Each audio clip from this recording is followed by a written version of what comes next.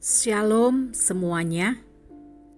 Semoga Bapak Ibu, saudara-saudari dalam keadaan sehat dan sukacita dalam penyertaan Tuhan. Saya akan menyampaikan khotbah pada Minggu 19 Juni 2024. Sebelum saya membacakan teksnya, terlebih dahulu kita bersatu di dalam doa. Damai sejahtera Allah yang melampaui segala akal, itulah kiranya yang menerangi hati dan pikiranmu untuk mendengarkan firman Tuhan. Amin. Firman Tuhan pada Minggu 19 Juni 2024 diambil dari Surat Rasul Paulus yang kedua kepada Jemaat Korintus dalam pasal 5 ayat 6 sampai ayat yang ke-10. Demikianlah pembacaan firman Tuhan. Maka oleh karena itu hati kami senantiasa tabah, meskipun kami sadar bahwa selama kami mendiami tubuh ini, kami masih jauh dari Tuhan. Sebab hidup kami ini adalah hidup karena percaya, bukan karena melihat. Tetapi hati kami tabah, dan terlebih suka kami beralih dari tubuh ini untuk menetap pada Tuhan. Sebab itu juga kami berusaha, baik kami diam di dalam tubuh ini, maupun kami diam di luarnya, supaya kami berkenan kepadanya. Sebab kita semua harus menghadap tahta pengadilan Kristus, supaya setiap orang memperoleh apa yang patut diterimanya, sesuai dengan yang dilakukannya dalam hidupnya ini, baik ataupun jahat. Demikianlah pembacaan firman Tuhan. Saudara-saudari yang dikasihi oleh Yesus Kristus, saat saudara menghadapi berbagai macam kesulitan dan masalah dalam kehidupan ini, apakah saudara menyadari bahwa semua masalah itu bersifat sementara dan akan berlalu? Apakah kesenangan masa kini masih lebih menarik bagi Anda dibandingkan dengan pengharapan besar yang perwujudannya belum kita lihat saat ini? Kehidupan orang beriman adalah suatu proses perjalanan hari demi hari. Di dunia ini kita akan menghadapi banyaknya tekanan dan masalah, membuat kita kadang mengeluh. Kita mengerang seperti orang yang mau melahirkan karena mengalami kesakitan. Kita mengalami kesedihan, duka, bahkan kemarahan. Kadang kita mengeluh karena ada sesuatu yang buruk menimpa kita, yang kita rencanakan tidak berjalan sesuai dengan yang kita pikirkan. Dalam perikop ini, Rasul Paulus juga mengalami banyak tekanan dan ancaman dari orang-orang Yahudi. Paulus menghadapi penolakan dari orang-orang Kristen di gereja perdana terkait kerasulannya. Sejumlah orang mengkritik cara ia berbicara dan menulis, menganggapnya kurang bersahabat, dan komentar-komentarnya yang terlalu keras. Bahkan beberapa kelompok meragukan kerasulan daripada Rasul Paulus. Menghadapi semua kesulitan hidup ini, Paulus mengatakan bahwa ia harus tabah dan menjalani kehidupan ini bukan berdasarkan melihat apa yang kita lihat, melainkan berdasarkan iman, percaya kepada Kristus. Rasul Paulus membandingkan kehidupan di bumi dengan sebuah perjalanan. Tubuh yang dipakai manusia dalam perjalanan melewati kehidupan ini tidak kekal.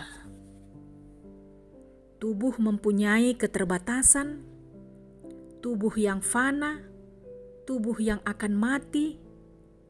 Tubuh ini hanya ibarat kemah, terbatas, rentan, sementara dapat mengalami kematian kapan saja. Dengan demikian hidup kita di bumi ini boleh dikatakan hanya mampir. Karena itu Paulus mengingatkan kita agar tidak hanya berfokus kepada hal-hal lahiriah, baik pemenuhan kebutuhan hidup maupun memuaskan keinginan. Namun sebaiknya kita pun harus berpikir tentang kemah abadi atau tempat kediaman yang kekal setelah hidup di dunia ini berakhir. Tempat keabadian itu disediakan Allah sendiri bagi semua orang yang percaya kepadanya. Saudara-saudari yang terkasih dalam nama Tuhan Yesus Kristus, sekarang, saat ini, memang kita belum bisa membayangkan hal itu sepenuhnya. Kita belum melihat, namun kita harus mempercayainya. Keyakinan inilah yang membuat kita dapat menjalani hidup yang berpengharapan, juga memampukan kita bersikap tabah dan tegar saat berhadapan dengan duka dan berbagai kesukaran. Rasul Paulus menyadari kesempatan melayani ini karena kemurahan Allah. Karena itu, ia tidak berputus asa. Ia tidak berkecil hati walaupun Paulus menghadapi penolakan, menghadapi penganiayaan, walaupun bagian luar hidupnya semakin lemah karena ditindas dan dianiaya oleh orang-orang yang membenci Injil, namun batinnya diperbaharui setiap hari. Demikianlah halnya kita. Tuhan ingin kita berjalan dengan iman atau dengan percaya kepada firman Tuhan dan janji Tuhan. Kita harus percaya Allah menciptakan kita untuk tujuan tertentu.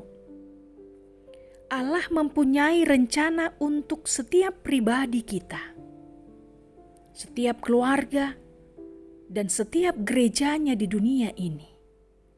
Bahkan sebelum kita dilahirkan, Allah sudah mempunyai rencana untuk hidup kita. Akan ada berbagai tantangan yang dapat menghalangi kita untuk bisa bergerak maju ke tempat yang Tuhan telah tetapkan.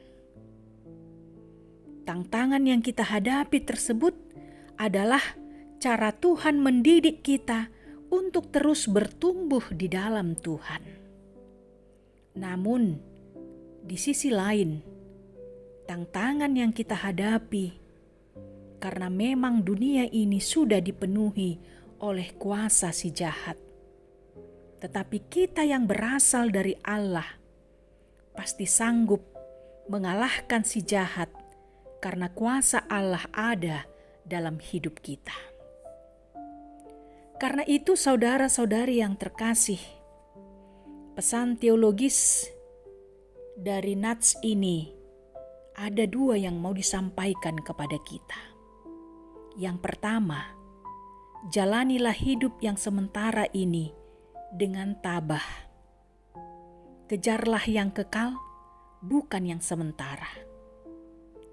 Jika kita hanya fokus mencari hal-hal duniawi, kita akan kecewa.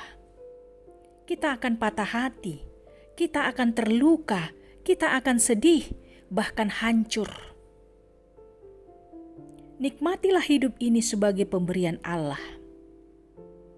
Jangan sia-siakan waktu yang Tuhan berikan kepada kita. Pekerjaan kita adalah tugas panggilan Allah yang harus kita lakukan dengan penuh kesetiaan dan tanggung jawab yang benar. Selama kita hidup di dunia ini, marilah kita hidup berkenan kepadanya dan menjadi imitatio Christi, menjadi imitasi Kristus, menjadi serupa dalam Kristus, dalam perbuatan, dalam karakternya. Perlu kita ketahui, semua kita akan diadili sesuai dengan perbuatan kita, perbuatan yang baik atau jahat. Yang kedua, hiduplah berjalan dalam iman, bukan karena melihat. Seringkali apa yang kelihatan bukanlah yang sebenarnya. Lihatlah ketika Yesus Kristus disalibkan dan mati untuk menyelamatkan orang-orang berdosa. Orang-orang yang membenci, yang menolak Yesus, berpikir bahwa mereka sudah berhasil membunuh anak Allah, membunuh Mesias. Namun sesungguhnya Tuhan sudah bekerja mempersiapkan sebuah kemenangan atas dosa dan maut bagi semua orang yang percaya kepada Yesus. Bahkan Yesus naik ke sorga untuk mempersiapkan tempat yang kekal bagi semua orang yang percaya kepadanya. Amin. Kita berdoa. Puji dan syukur kami sampaikan kepadamu, ya Allah Bapa di sorga, yang kami kenal dan sembah di dalam Yesus Kristus, yang telah menyelamatkan kami manusia yang berdosa ini untuk memperoleh kehidupan yang kekal. Yesus Kristus yang telah mati, bangkit dan naik ke sorga, menyediakan tempat bagi orang-orang yang percaya. Maka ketika kami di dunia ini Tuhan, kami mengalami banyak kesulitan, kesukaran, penderitaan. Semuanya itu tidak membuat iman kami menjadi lemah. Tetapi kami meyakini bahwa itu akan berakhir. Dan kami akan dikuatkan dan dimenangkan oleh Yesus yang menang itu. Dan kami akan menuju kepada kehidupan yang kekal. Kami akan hidup bersama dengan Engkau ya Tuhan di sorga, dalam kerajaan-Mu yang telah Engkau persiapkan bagi orang yang percaya kepadamu. Biarlah ya Tuhan, semuanya kami jemaat-Mu, Engkau mengokohkan iman kami, agar kami dapat menjalani kehidupan kami ini di dalam iman, bukan karena melihat. Berikanlah Tuhan kesembuhan dan kesehatan bagi jemaat-Mu yang sedang sakit. Mereka terbaring lemah karena sakit di dalam tubuh mereka. Engkaulah yang memulihkan, memberikan kekuatan dan semangat yang baru bagi mereka. Demikian juga ya Tuhan, jemaat-Mu yang sedang berduka cita, yang sedang dalam pergumulan yang berat. Hanya Engkau ya Tuhan yang mampu menolong mereka, yang mampu memberikan kekuatan dan penghiburan bagi mereka, agar mereka dapat melihat bahwa apa yang terjadi dalam kehidupan mereka akan dapat melaluinya jika mereka berjalan bersama dengan Engkau. Terpujilah Engkau ya Tuhan Yesus. Kami serahkan kehidupan kami ini, supaya Engkau yang menolong kami dan menopang kami dalam melakukan segala pekerjaan kami.